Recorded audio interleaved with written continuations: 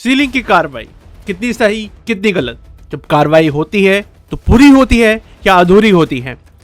यह कुछ ऐसे सवाल हैं जो कीर्तिनगर मार्बल मार्केट के व्यापारियों के संदर्भ में पूछा जा रहा है। व्यापारियों का कहना है कि दिल्ली में मार्बल की अवैध घिसाई कटाई का मुद्दा गर्म हुआ, सवाल विधानसभा तक पहुंचा।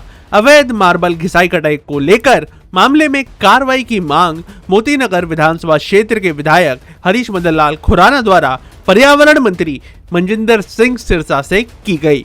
शुरू करिए। मैं आपके माध्यम से मैं माननीय पर्यावरण मंत्री जी का ध्यान मेरे क्षेत्र में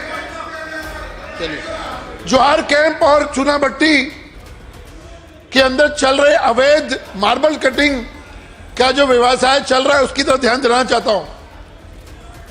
अध्यक्ष जी, पिछले कई वर्षों से जोहार कैंप और चूनाभट्टी की सेवा बस्ती के अंदर अवैध रूप से मार्बल कटिंग का धंधा चल रहा है और जिसकी वजह से वहां पर गंभीर पर्यावरण के दृष्टि से बहुत तीखे कहते हैं ना कि रिजल्ट आ रहे हैं। बच्चों को, महिलाओं को उनकी वजह से कण कण उनके सांसों में जा रही हैं।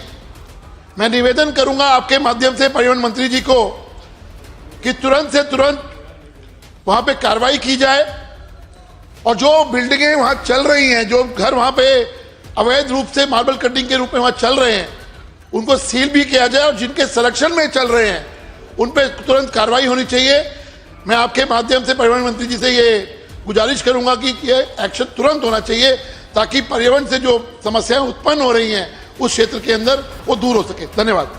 उससे पूर्व ग्रैप 4 के दौरान पर्यावरण के नियमों का उल्लंघन करने को लेकर सिर्फ 7 दुकानदारों पर कार्रवाई की गई। लेकिन सवाल यह उठता है कि क्या इस कार्रवाई से मार्बल के व्यापारियों पर कोई असर पड़ा है?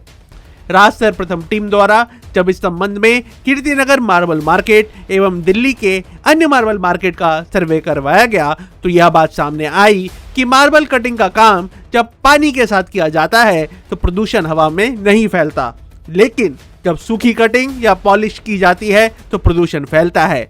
इस तरह के कई दर्जन मार्बल व्यापारिक संस्थान हैं जो बगैर पानी का उपयोग किए धड़ल्ले से मार्बल कटिंग एवं पॉलिश का काम वर्षों से कर रहे हैं। सड़क पर अवैध घिसाई कटाई और पॉलिश चल रही है, कुछ छुप छुप कर चल रही है, कुछ सामने चल रही है।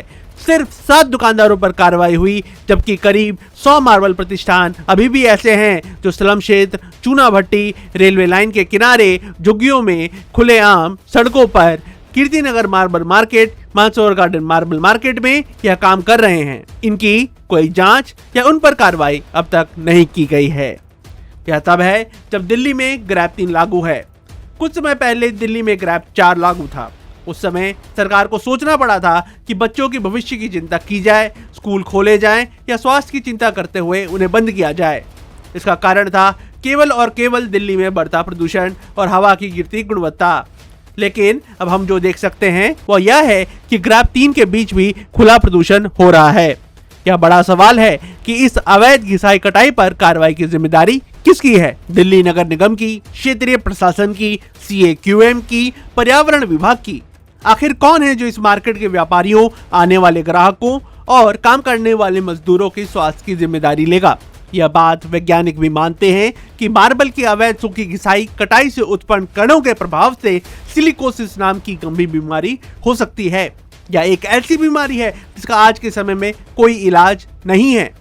अगर किसी व्यक्ति को यह बीमारी हो जाए तो इसकी जिम्मेदारी ये अवैध घिसाई कटाई करने वाले लेंगे या इसका दोष भी सरकार पर जाएगा? जब आज ग्राहक और आम जनता की जान खतरे में है, मजदूर ही नहीं व्यापारियों का स्वास्थ्य खतरे में है, तो इन करीब 100 से ज्यादा दुकानों पर कार्रवाई क्यों नहीं हो रही?